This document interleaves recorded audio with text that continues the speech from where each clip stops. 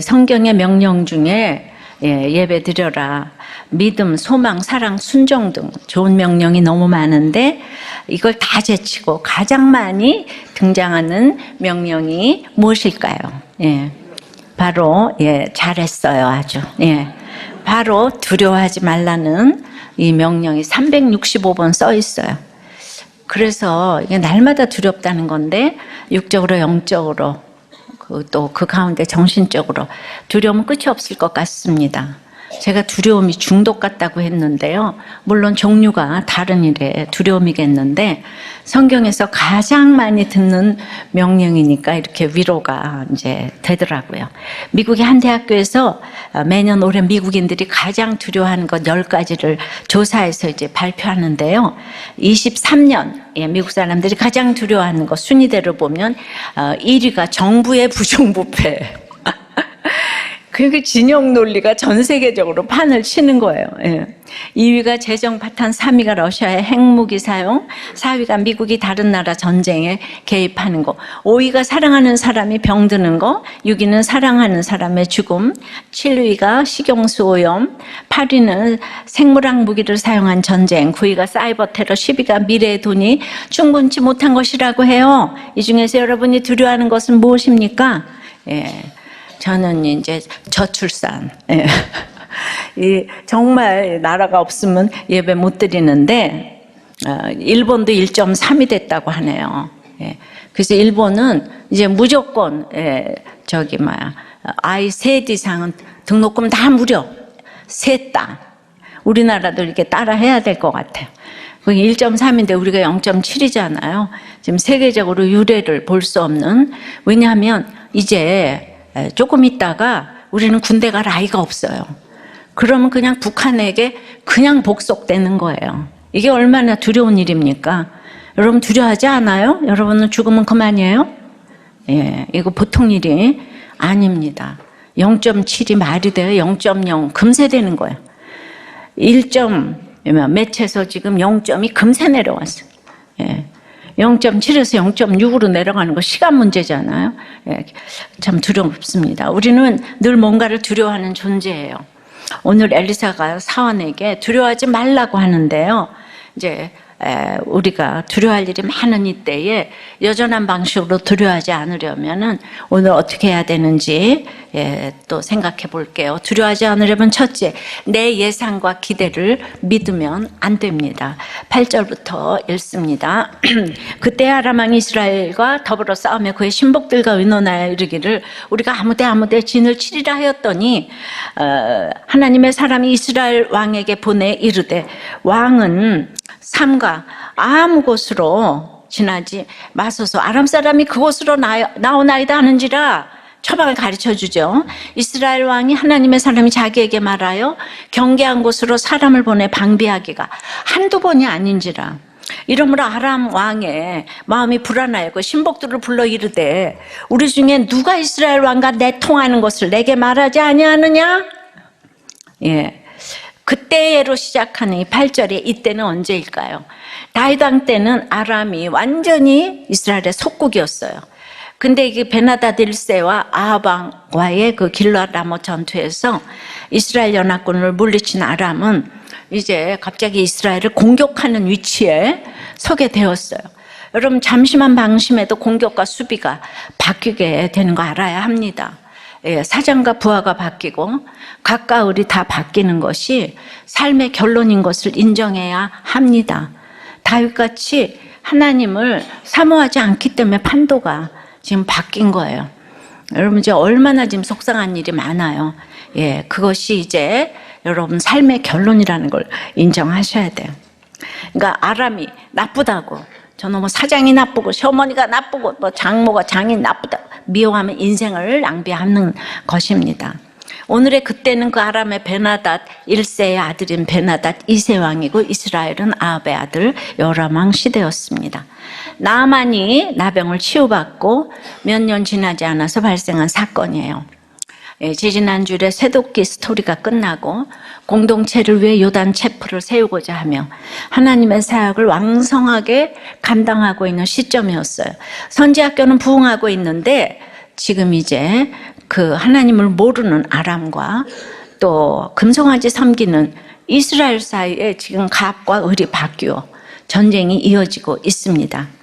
이때 선지 생도들은 이 시대를 파수하며 좁은 길을 가고자 하는데 하나님을 믿어야 할 북이스라엘 집행부는 이 소수인 엘리사 공동체의 제자들을 무시합니다. 이때 하나님이 능력과 방패가 되시는 것을 보여주어야 구속사의 길이 한 걸음씩 열리고 사명의 길을 가지 않겠습니까? 아람의 지속적인 공격은 이스라엘 왕 여호람과 그 백성을 돌이키시려는 하나님의 책찍인 것을 봐야 해요. 그러니까 바로의 마음이 완악해지도록 내버려 두셔서 이스라엘에게 놀라운 구원을 보여주셨는데도 홍해 바다에 그 홍해를 건너서 기적을 보고 출애굽한 이스라엘 백성이 하나님을 원망하는 데는 불과 3일이면 충분했습니다. 지금도 하나님은 아람 왕의 완악한 마음을 사용하셔서 이 구속사의 하나님을 이 늘 변하는 이스라엘에게 가르치고 계신 거예요. 하나님의 안타까운 마음이 이해가 되십니까? 자, 어떻게 가르치십니까? 아합은 이스라엘 국경 지역을 끊임없이 공격해서 약탈을 일삼았어요. 나아만에게 엘리사의 존재를 가르쳐준 어린 여종도 그렇게 잡혀온 아이였어요. 나아만이 이스라엘의 선지자에게 어떤 은혜를 입었는지 아람 왕이 너무 잘 알았을 거 아니에요. 그런데 여전히 아람은 이스라엘을 괴롭히고 있어요. 그러니까 사람은 믿음의 대상이 절대 아니에요. 내가 잘해줬다고 그 사람이 나한테 잘해준다는 거, 이런 거 기대하면 안 돼요. 이것을 보면서 왕이라는 인간이 어떻게 저렇게 은혜도 모르고 그럴 수 있어, 이렇게 생각한다면 여전히 기복적이고 세속적인 생각이에요.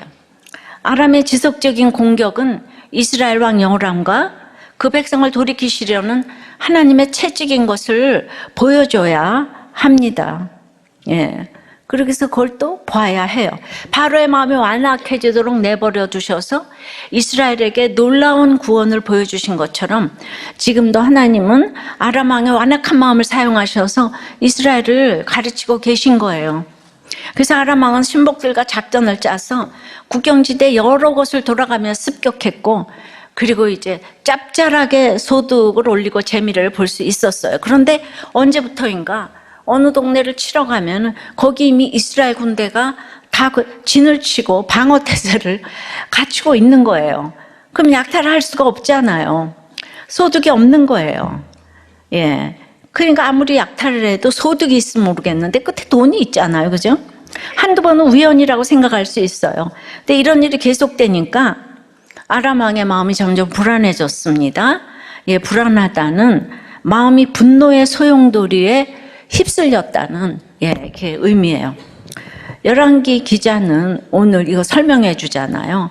하나님의 사람이 이스라엘 왕 여호람에게 아람군의 공격 목표를 미리 다 알려줬다는 거예요. 지금 아람 왕이 이스라엘은 절대 모를 거라고 확신하면서 급한 그 기병대 진군 로드를 지금 이스라엘 왕실과 군대 사람이 다 알고 있는 거예요.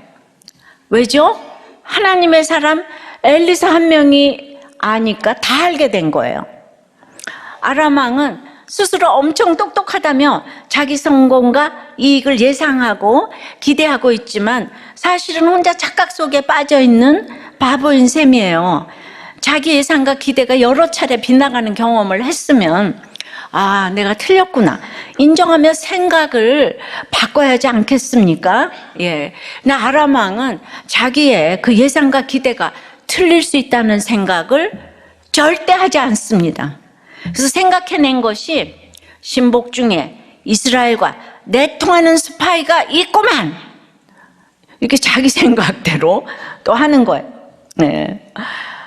누가 스파인지 당장 이실 짓고 하렸다 고래고래 소리를 지르면서 아주 그냥 신하들을 쥐잡듯 잡으면서 이제 생떼를 쓰고 있어요.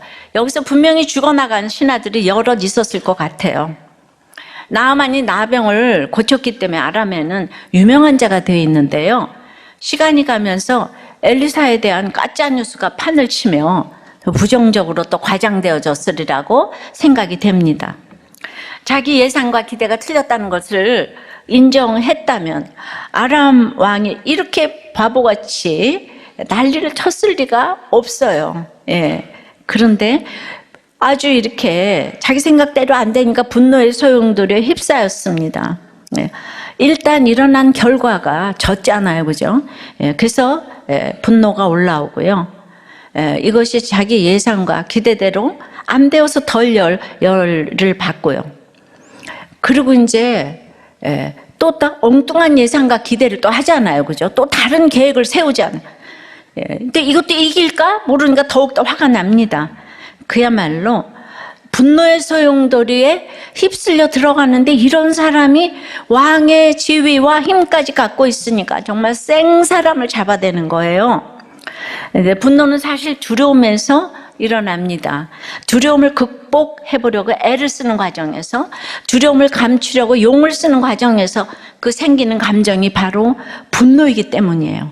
그러니까 분노의 소용돌이에 휩싸인 아람 왕은 사실 속으로는 두렵다는 거예요. 두렵다를 분노로 표현하는 거예요. 그러니까 여러분, 분노하는 사람들은 다 두렵다, 이 얘기. 그래서 이렇게 자기 예상과 기대를 믿는 사람은 두려워할 수밖에 없어. 남들도 나만큼 생각할 줄 안다는 것을 알아야 하는데요. 근데 이제 이 아람 왕 같은 사람은 하버드 박사도 나오고 별거 다 했겠죠. 그러니까 고난 없이 되는 일만 있었던 사람들은 이렇게 남들도 나만큼 생각한다는 이 단순하고도 쉬운 진리를 몰라요. 그러니까 자기가 아는 학벌과 스펙과 이것으로만 사람을 판단하는 거예요. 아는 것이 그것밖에 없어서요. 예, 그래요. 항상 끝에는 돈이 있다고 했잖아요. 이 사우디의 빈살만은 2637조에 전 세계에서 가장 부자라고 할 수 있는데, 예, 그것보다 더 부자일 수 있대요. 예. 예, 그런데 지금 1조 3천억 원을 들여서 불로장생 연구를 한다고 그래요. 예. 그래서 벌써 복제를 1000마리 이상을 해냈다 그러죠. 예. 축구도 결승도 아니고 월드컵 본선 조별리그 1차전에서 카타르에서 이기니까 이 모두에게 6억짜리가 넘는 롤스로이스 차를 선물을 했다는 썰이 있는데 신문에서 보긴 봤어요. 예. 근데 그게 진짜라도 이렇게 발표는 하지 않는데, 예. 사실일 것 같아요. 그리고 1300조를 투자해서 네옴시티를 그 프로젝트를 우리나라와 의논하겠다고 했잖아요. 자, 여기까지 보면은 부산 엑스포 유치에 돈을 얼마나 쓰겠어요, 분살만이. 근데 이거를 한국이 간과하는 거죠. 예. 우리 다 이긴다고 그랬잖아요. 압도적 차이로 졌잖아요. 119대 29. 예. 게임이 안 되는데요. 정치고 교계고 부부간이고 부모 자식간이고 끝에는 이렇게 돈이 있는 것을 알아야 해요. 그리고 그걸 아는 것이 객관적인 전력이에요. 그런데 돈이면 다냐? 내가 열심히 다니면 되지. 하다가 이렇게 큰 코 다칠 수 있다는 거를 보여주잖아요. 그런데 거꾸로 또 돈이면 다다. 이것도 너무 무서운 거예요. 예, 그럼 뭘 하라는 거예요? 예. 그러니까 큐티를 해야 되는 거예요. 우리 몰라요. 예. 그러니까 여야가 모두 돈을 우습게 여기든지 또 돈 없으면 선거 못 한다고 경선 자금을 운운하는 것이 지금까지 문제가 되고 있는 것을 보여줍니다. 미국도 진보가 그렇게 정권을 잡았어도 지금 1위가 미국의 부정부패, 제일 두려워하고 있다는 거잖아요. 사람은 정말 다 똑같은 것 같아요. 내가 정권을 잡으면 그때부터 이제 권력을 이제 써야 되니까. 그래서 아람과 이스라엘의 싸움이 지금 이 세계의 전쟁과 똑같지 않습니까? 아람 왕이 남들은 다 아는데 혼자만 아무도 모른다고 생각하면서 이렇게 바보 같은 일을 저질러요. 오늘 우리가 너무 아람 왕 같지는 않은지 이걸 생각해 보면 좋겠어요. 예상은 뭐 하라고 있다고 했지요? 빗나가라고 있는 거라고 했어요. 예상과 기대 너무 믿지 마시고요. 모든 것을 정확히 예상하시고 가장 선한 기대를 하시는 분은 하나님밖에 없는 줄을 믿으시기 바라요. 그래서 어떤 사건이 와도 우리가 두려워하지 않을 수 있는 것은 하나님을 믿으니 나를 믿으라. 예수님께서 말씀하셨죠. 적용 질문이에요. 자신 있게 예상하고 기대하는 일은 무엇입니까? 그러니까 이제 믿음이 없는 사람이라서 이거 분명히 돼. 여기 분명히 당첨돼. 이 학교는 붙어. 이 회사는 돼. 그러니까 보이스피싱을 그냥 1,400조를 당했다 그러잖아요. 교수들과 임원들이. 그러니까 자신이 있어서 그래요. 자신 있게 예상하고 기대하는 일 무엇입니까? 예상과 기대대로 되지 않아서 두려워하는 일은 무엇입니까? 내 예상과 기대만 믿다가 생사람 잡은 적은 없습니까? 가만히 생각해 보면 돈 문제 아닙니까? 두려워하지 않으려면 첫째가 뭐였죠? 나의 예상과 기대를 믿지 말아요. 두 번째는 내가 어찌할 수 없음을 인정해야 합니다. 12절서부터입니다. 그 신복 중에 한 사람이 이르되 우리 주 왕이요 아니로소이다. 오직 이스라엘 선지자 엘리사가 왕이 침실에서 하신 말씀을 이스라엘의 왕에게 고하나이다 하는지라. 왕이 이르되 너희는 가서 엘리사가 어디 있나 보라. 내가 사람을 보내어 그를 잡으리라. 그러니까 왕에게 아뢰어 이르되 보라 그가 도단에 있도다 하나이다. 왕이 이에 말과 병과 많은 군사를 보내매 그들이 밤에 가서 그 성읍을 에워쌌더라. 하나님의 사람의 사환이 일찍 일어나서 나가보니 군사와 말과 병거가 성읍을 에워쌌는지라. 그의 사환이 엘리사에게 말하되 내 주여 우리가 어찌하리까 하니 아람 왕은 자신이 아끼는 장군이 치료되었다는 이 결과에만 관심이 있기 때문에 이스라엘에 있는 선지자 따위에는 관심이 1도 없어요. 그러니 듣고도 그의 능력을 까맣게 잊어버렸기 때문에 이중 스파이 운운하는 거죠. 그런데 그 아람 왕의 신하 중 한 명이 나아만이 전해준 엘리사 선지자를 기억하고 있는 거예요. 이름까지 정확하게 알아요. 엘리사의 능력도 잘 알고 있어요. 엘리사는 왕이 침실에서 한 말도 알고 은밀하게 나눈 대화도 알고 혼잣말까지도 알고 심지어 생각까지도 다 알고 그래서 그 엘리사가 아람 군대의 공격 목표를 이스라엘 왕에게 미리 알려주기 때문에 아무리 기습을 해도 소용이 없나이다 전하 이러면서 이제 알려줬어요. 그러니까 자기가 제일 똑똑한 줄 아는 아람 왕이 실제로는 이 신하에게 배워야만 하는 사람인 거죠. 그러니까 물론 엘리사가 위대한 건 아니에요. 하나님이 그때마다 능력을 주시기 때문에 그 수넴 여인의 아들 죽은 건 엘리사도 몰랐어요. 근데 그때마다 이렇게 이제 그러니까 엘리사도 교만할 수가 없는 거죠. 자, 이런 설명을 부하에게서 들었다면 와, 그런 대단한 선지자는 내가 어찌할 수 없겠구나 이렇게 생각해야 정상인데요. 이 아람 왕이 너무 어리석은 거예요. 머리가 나쁜 게 아니고 머리는 150인데 IQ가 마음이 완악해서 그 좋은 머리로 생각을 못하는 거예요. 그러니까 어마어마한 머리가 좋은데 돈이 많고 집안이 좋고 로얄 패밀리고 그러니까 어마어마한 고집과 자기 확신에 사로잡혀서 3살 아이도 알 수 있는 것을 생각하지 못합니다. 그래서 결국 아람 왕이 지시한 일이 뭐예요? 엘리사 선지자가 도단에 있는 것을 파악해가지고 지금 이제 사단급 병력을 보내는 거예요. 그러니까 아시아는 그 선배인 엘리야 잡으러 보병 50명 보냈는데 지금 이제 군대가 어디 치러 올지 그걸 다 아는데 엘리사가 자기 치러 올 걸 모르겠어요. 그런데 이 선지자 한 명 잡으려고 이렇게 그 막 병거까지 동원한 사단급 병력을 보내는 거예요. 정말 우리 아람 왕을 보면서 이거를 웃기는 짬뽕이라고 불러요. 근데 아무런 저항도 받지 않고 그 아람이 와서 이 도단의 엘리사를 포위했어요.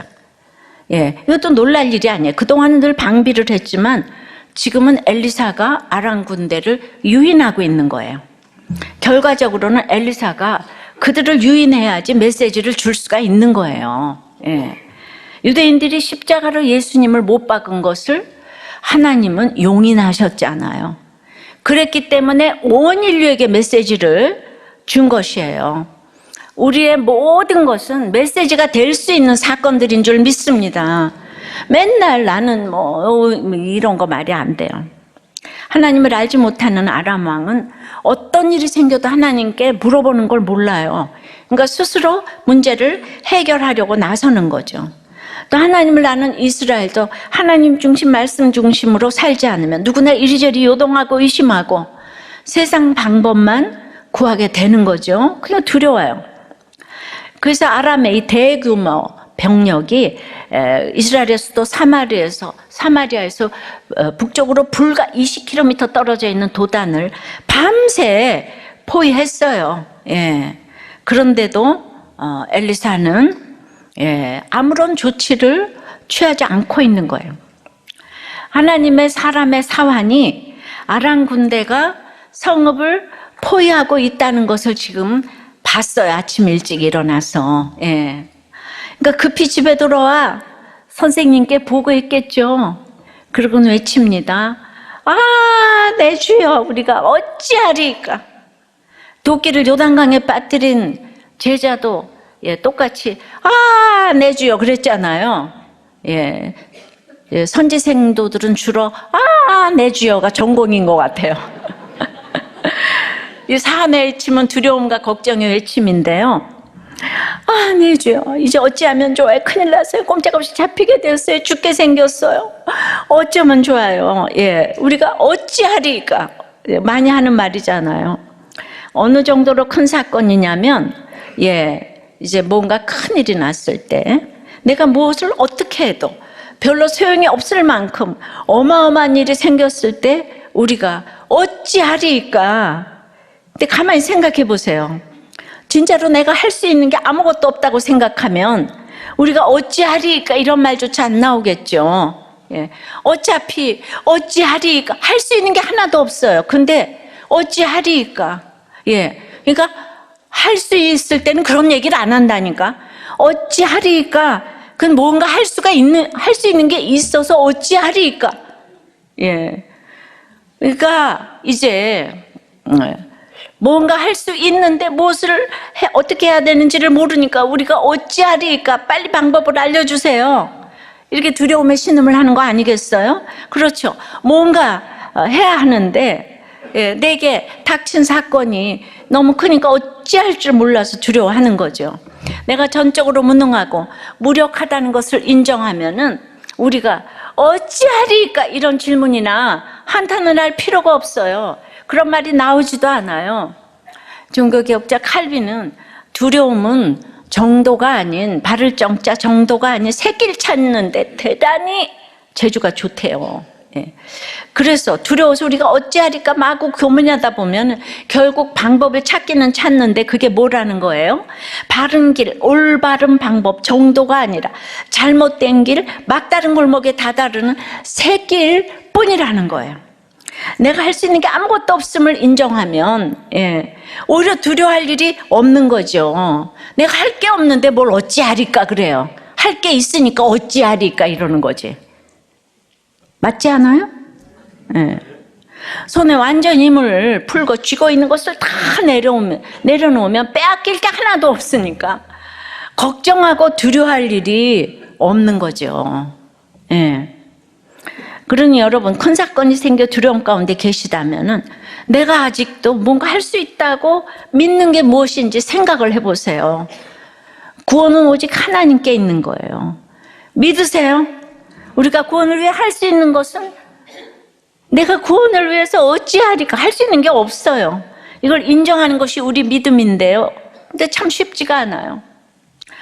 그나마 아, 내 주여 우리가 어찌하리까 이런 외침이 나올 수밖에 없는 이런 고난이 닥치면 내 무능을 그만큼 인정하게 된다는 거예요. 그래서 고난이 축복인 거예요. 인정하는 만큼 내가 주님을 믿는 믿음이 자라는 것이라는 거죠. 그래서 무서운 사건이 생길수록 두려움에 떨며 절망하지 마시고요. 아, 주님이 내 무능을 인정하라고 주시는 사건이구나. 내 믿음의 성장을 위해 주시는 테스트구나. 주님이 나를 이렇게 챙겨주시는구나. 주님이 나를 사랑하시는구나. 그러니까 암이 걸려도 진짜 이거는 나를 챙겨주시는 사건이야. 실직이 돼도 대학교 떨어져도 그냥 승진이 안 돼도 나를 챙겨주시는 사건이야.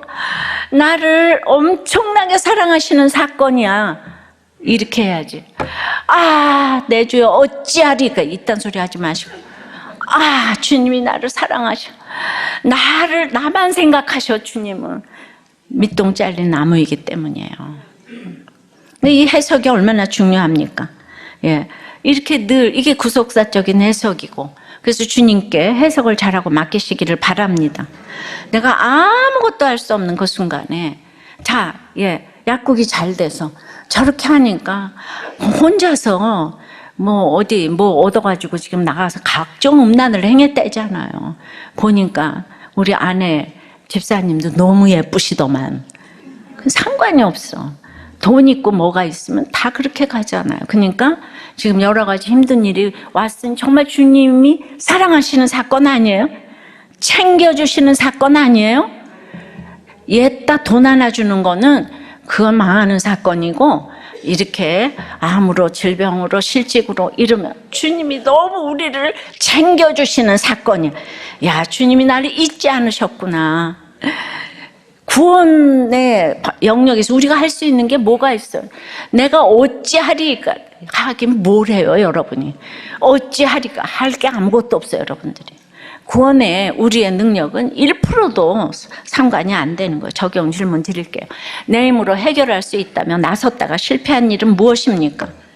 우리가 어찌하리까 탄식하며 두려워하는 일은 무엇입니까? 구원이 오직 하나님께 있음을 얼마나 인정합니까? 이번 주도 어찌할 수 없는 일들이 너무 많았죠. 두려우시죠? 그냥 나눔을 그냥 다 이렇게 조금씩 읽어보니까 진짜 아이가 고등학교를 졸업할 수가 있는지 이게 너무 걱정이래. 이거는 부모의 너무 두려움 아니겠습니까? 어떤 분은 그냥 목자님인데도 삶 자체가 도망가고 싶고 몇 번이고 죽고 싶은 충동이 있었다고 나눠요.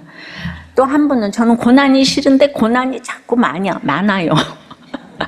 아침에 습관적으로 큐티를 하는데 그런 생각이 들어요. 내가 세뇌를 당하는 건가? 인내, 많이 참은 그런 거예요. 그때 옆에 다른 목자님, 아니 그런 생각이 처음 드셨어요? 저는 날마다 드는데 이러면서 서로 놀더라고요. 또 한 분은 자식 고난, 어머니 고난, 그런데 또 코로나까지 걸리셔서 병원에 입원하셨으니 병원비 많이 나오고, 치매가 심하진 않으셔도 대소변을 못 가리시니까 아내가 우울증이 오고, 경제적인 부분도 많이 들어가게 되었어요. 이거 너무너무 실제적으로 두려운 일이에요. 파이팅! 예. 돈도 없고 구경거리 되고 어찌할 수 없는 일이 일어나요. 예. 이분은, 형님은 불법적인 사업도 크게 하고 젊어서는 깡패 생활도 했어요. 그러던 사람에게 하나님이 챙겨주셔가지고 뇌출혈이 왔어요. 꼼짝 못하게 되니까 예수님을 찾게 되었습니다. 사실 형님을 모시고 교회 오는 게 사람들 눈치가 많이 보였어요. 예, 똥오줌을 못 가리니까 사방에서 냄새가 났어요. 근데 형님은 일주일에 한 번 교회 오시는 걸 너무 기다리고 좋아하는 거예요. 예배 드리러 교회 오면 여기가 천국이다 하세요. 그 모습을 보면서 아픈 형님을 내가 붙잡고 있는 게 아니라 형님이 나를 붙잡고 있다는 마음이 들더라고요. 그러면서 이런 얘기를 하셨다는 거예요. 자기가 죽을 때 처자식이 하나도 안 찾아와도 된다고. 그런데 내가 믿은 예수는 꼭 믿으라고 전해달라고. 바로 이런 것이 두려움이 없는 사람의 태도 아니겠어요? 근데 형님이 이런 생각하니까 이제 모처럼 뿔뿔이 흩어져 있던 형제들과 만나서 형님이 믿는 예수님을 이제 전할 수 있었는데, 이것이 하나님의 후한 선물인 것 같다고. 그래요. 가족을 객관적으로 볼 때 예수 믿는 사람만 천국에 올라가는데, 내 가족, 네 가족을 이미 넘어서는 이 땅에 나를 찾아오지 않아도 예수 믿어야 만날 거 아니에요, 나중에. 이게 중요한 거예요. 이 땅에서 한 번을 더 보는 게 아니라 정말 예수 믿게. 그래서 이게 굉장히, 근데 우리는 그것도 다 두려움이죠. 못 믿고 가면 어떡하지? 내 자식이 못 믿으면 어떡하지? 남들은 믿는데 내 자식은. 우리는 이래저래 두려움이 많아요. 그죠? 우리는 점점 수준이 높아서 더 영적인 두려움이 많으시죠? 예, 돈은 넘었는데 구원은 우리 마음대로 안 되는데 눈을 들어보면 아무도 안 믿어, 우리 식구들이. 여러분들이 얼마나 두려움과 절망이 없습하겠습니까? 그런 마음으로 우리가 기도를 하시기 바라요. 두려워하지 않으려면 셋째는 우리와 함께한 자가 있어야 합니다. 다시 한번 15절을 읽을게요. 하나님의 사람의 사환이 일찍 일어나서 나가보니 군사와 말과 병거가 성읍을 에워쌌는지라. 그의 사환이 엘리사에게 말하되 내 주여, 다 같이 우리가 어찌하리까 하니 또 대답하되 두려워하지 말라. 다 같이 우리와 함께한 자가 그들과 함께한 자보다 많으니라. 그 하나님의 사람의 사환이 아침 일찍 일어나서 나가 봅니다. 사환은 수종 드는 자인데, 이게 보면은 언어를 살펴보면 예배를 돕는 자, 봉사자라는 의미가 있어요. 이게 엘리사하고 사무엘 지칭할 때 쓰였는데, 그러니까 그런 이제 하나님의 사람의 수종 드는 자, 엘리사 곁에서 잔시임부름을 하던 몸종이라기보다는 엘리사와 동행한 선지 생도들 중에 한 사람으로 보는 게 이제 맞다는 것이고요. 그런데 이제 색다른 해석을 보여드린다면, 이제 월터 브루그만, 데이비드 램 등은 이 사환이 게하시일 수 있다고 보는 거예요. 그 나하만의 나병은 전염성이 약한 피부병이기 때문에 사회생활이 불가하지는 않았다고 하는 거예요. 근데 지금까지 하나님의 사람의 사환은 게하시 말고는 쓰인 적이 없어요. 그래서 굳이 게하시라고도, 또 굳이 게하시가 아니라고도 할 수는 없어요. 그러나 이 해석을 받아들인다면 엘리사도 답이 없는 문제와 게하시를 치리했지만은 쫓아내지는 않은 모양이에요. 치리의 목적이 구원에 있기 때문이죠. 또 치리 중이라 그런지 이름이 없어요. 다른 데는 게하시 했잖아요. 하여튼 이런 견해도 있는데요. 게하시가 치리 잘 받고 복귀해서 사환을 했다면 우리들 교회도 모든 양육에 헛된 것이 되지 않기를 소망해 봅니다. 8절부터 23절까지 보면 확실하게 이름이 소개되고 있는 사람은 오직 엘리사 한 사람인데요. 이것은 6장의 이 사건과 기사가 정치사도 아니고 전쟁사도 아니고 하나님의 사람으로 소개되는 엘리사를 중심으로 한 이제 하나님의 구속사라는 거예요. 하나님만이 주인공이라는 말씀이니까 거기에는 하나님의 자기 새끼, 우리가 너무 중요한 거예요. 하나님은 자기 백성을 정말 죽기까지 사랑하시잖아요. 그죠? 그런데 게하시는 말이죠. 나병이 걸려도 치리를 해도 또 어리둥절해가지고 동공에 지진이 난 채 서가지고 그냥 오 주여 내 주여 어째 이러고 있네요. 두려움에 소리치는 게하시에게 엘리사는 두려워하지 말라고 합니다. 사실 굉장히 두려운 상황이잖아요. 두려워하지 말라고 하면 그게 마음대로 됩니까? 그래서 엘리사는 왜 두려워하지 않아야 되는지 그 이유를 지금 친절하게 설명을 해주잖아요. 두려워하지 말라. 왜냐하면 우리와 함께한 자가 그들과 함께한 자보다 많기 때문이다.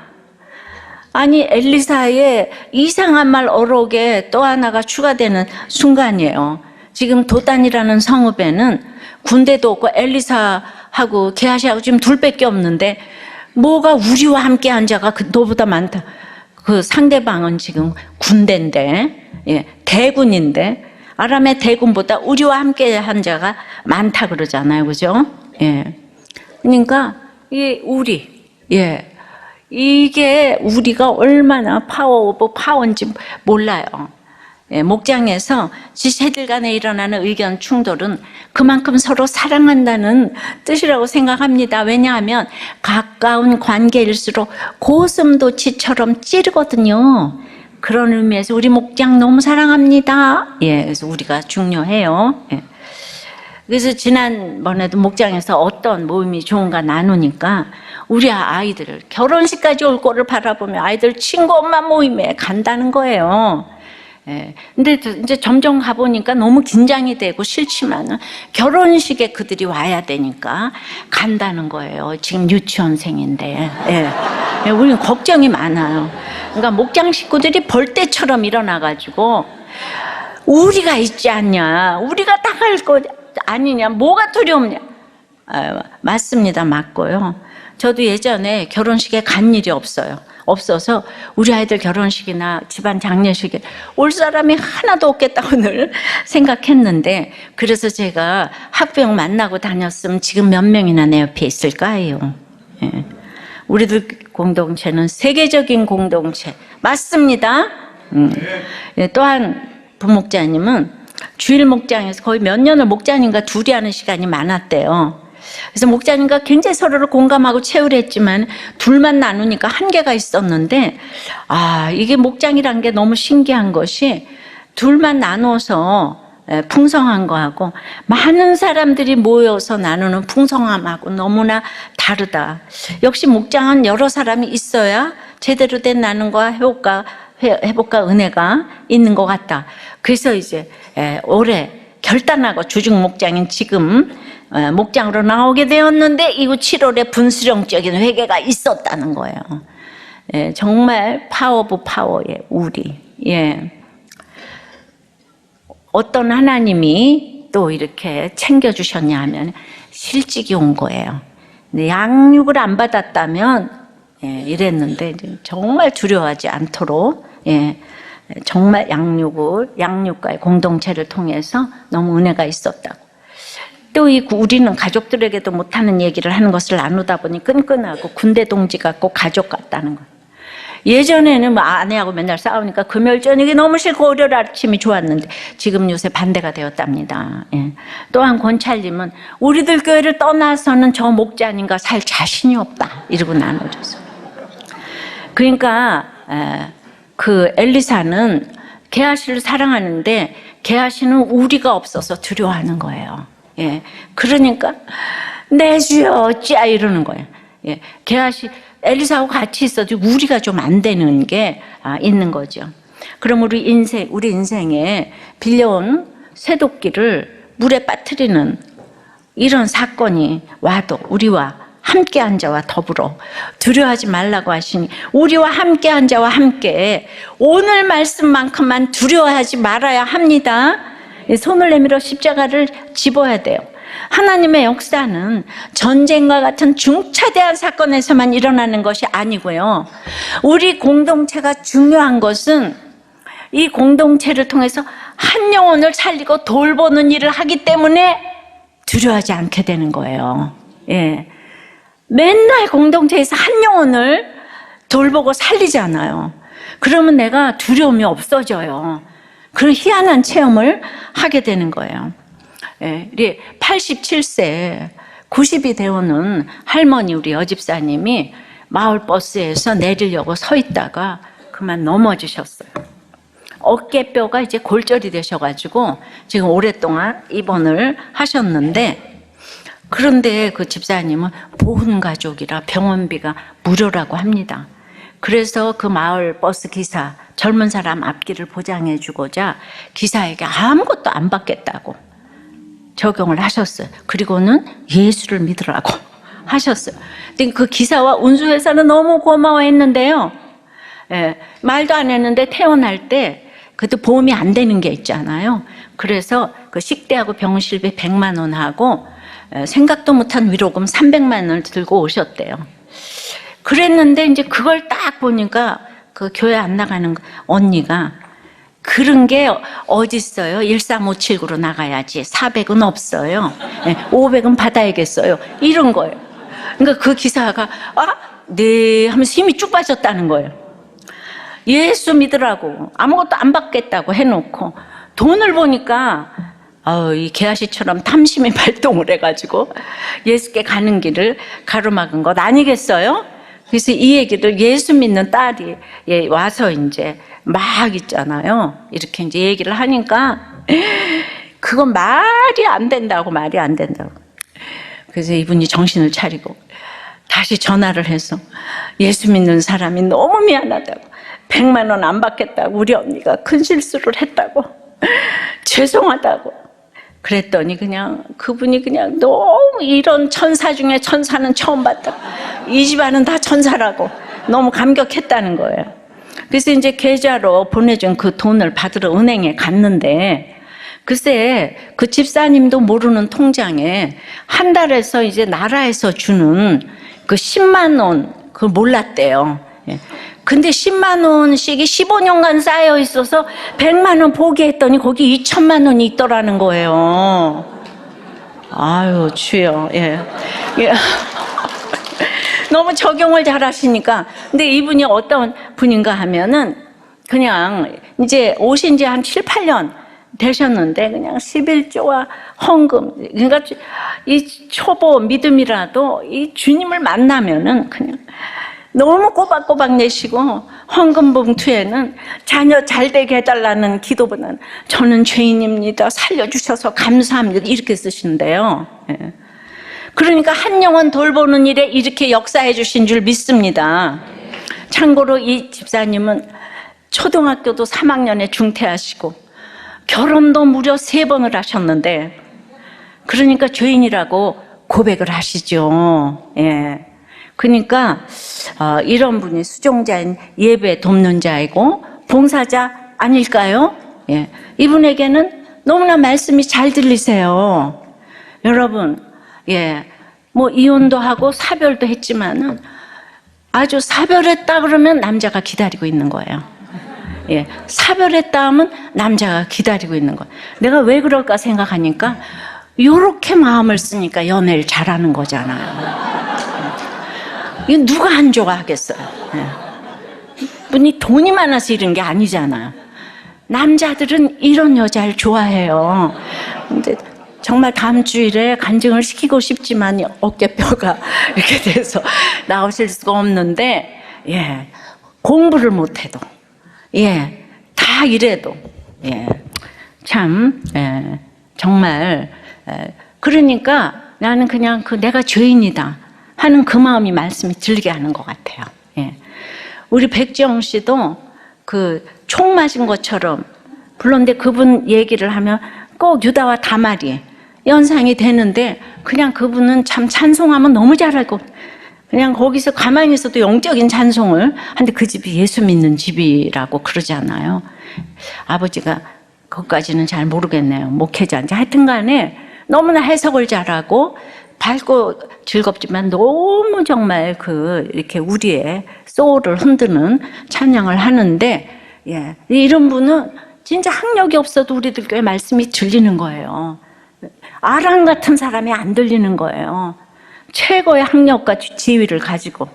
근데 아람은 이제 이만큼 했어요. 그럼 북이스라엘은 어떻습니까? 그들의 군사력이 뛰어나서 아람 군대를 물리쳤다는 기록은 어디에도 없어요. 오직 하나님의 사람 엘리사의 권면을 받아들여서 방비하니까 아무런 피해를 입지 않았어요. 근데 여러분, 이 당시 이스라엘 왕이 누구죠? 여전히 금송아를 섬기는 여호람이잖아요. 하나님 보시기에 무엇이 그리 이뻐서 그를 도와주셨겠습니까? 그럼에도 아버지 아합이 섬기던 바알의 주상을 없앴다고 3장에 읽었던 거 기억나세요? 그러니 이 세상의 전쟁은 결국 믿는 자와 안 믿는 자의 싸움인 거예요.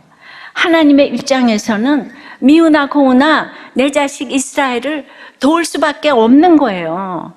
착해서 돕는 게 아니에요. 여러분이 그냥 구제, 선교에서 돕는 게 아니에요. 그냥 하나님의 내 새끼이기 때문에 아무 자격이 없는데 도와주시는 거예요. 한 부목자님이 아버지를 전도하니까, 그러면 그렇게 나쁘지 해도 예수만 믿으면 천국 가는 거냐? 예, 그래서 맞다고 대답을 했더니, 네가 천국을 봤냐 가봤냐? 근데 그 질문에는 제가 정확하게 대답을 못한 것 같아서 아쉬웠다고. 예. 그래서 조언을 부탁드린대요. 예. 여러분들 이렇게 대답을 늘 준비하시고 툭 치면 나와야 되잖아요. 안 보고 믿는 자는 더 복되다고 하는데 전 천국이 믿어져요. 믿으면 바라는 것을 실상으로 놓고 보지 못하는 것들을 증거하면서 가는 건데, 살아도 죽고 죽어도 사는 영생이 나한테 있기 때문에 나는 천국에 안 가도 천국이 믿어져요. 마음으로 믿어 의에 이르고 입으로 시인해서 구원에 이르는 거예요. 이렇게 대답하시기 바래요. 네, 그래서 이 세상은 무조건 믿는 자와 안 믿는 자와의 싸움이란 것에 여러분들 얼마나 동의를 하세요? 제가 이렇게 병원을 할 때 무조건 믿는 사람이면 뽑았어요. 자기가 바쁘니까 나보고 면접하라고 그랬어요. 그러면 제가 이러는 거예요. 일을 잘해야지 믿으면 당해, 이러는 거예요. 그러면 제가 장로 아들이 돼가지고 믿는 사람이 믿는 사람 안 뽑아주면 누가 뽑냐? 속으로. 그 어떻게 겉으로 하겠어요. 근데 그때도 그런 믿음이긴 했어요. 그래서 나에게 돈도 안 주는데, 아니 병원이 손해를 보고 말고 나하고 무슨 상관이람. 그렇지만 이제 이런 믿음도 믿음으로 여기셔서 남편이 갈 때 사무장부터 모든 믿는 사람으로 채워줘서 남편이 나에게 기도해줘 했을 때 내가 뛰어나가서 원장님이 기도해달라고 한다, 예, 부탁을 해서 결국 영접을 했잖아요. 기억나시죠? 제가 몇십 년 전부터 거짓말은 안 하네요. 예. 뭐든지 제가 한 것들이 똑같은 말을 하니까 큐티가 위력이 있는 거예요. 옛날에 했던 말이 틀리고 지금 했던 말이 틀리고 이러시면 안 되는 거예요. 믿는 사람은 아무리 믿는 사람이 잘못했어도 같은 백성이고 하나님 나라의 식구인 것을 알아야 합니다. 예, 그러니까 저 사람은 예수 안 믿어도 너무 착하지 않아, 그딴 소리 좀 하지 마시고요. 예, 아까 깡패고 막 불법 사업을 했는데도 여기 와서 여기 최고라 그러죠. 여기가 천국이라 그러죠.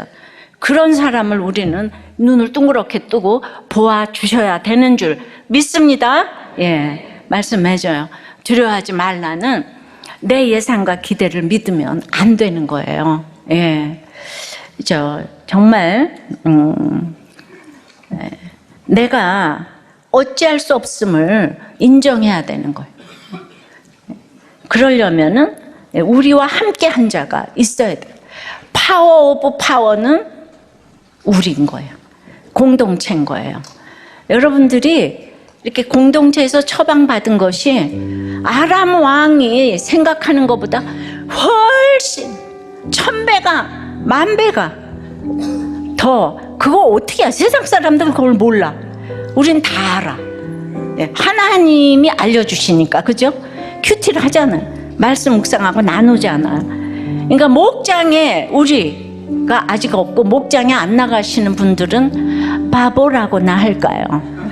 이 좋은 거를 왜 안 하는 거예요? 이게 공짜인데, 공기가 공짜인데 이 좋은 걸 몰라, 고마움을 몰라. 예, 반드시 목장에 나가시기를 바랍니다.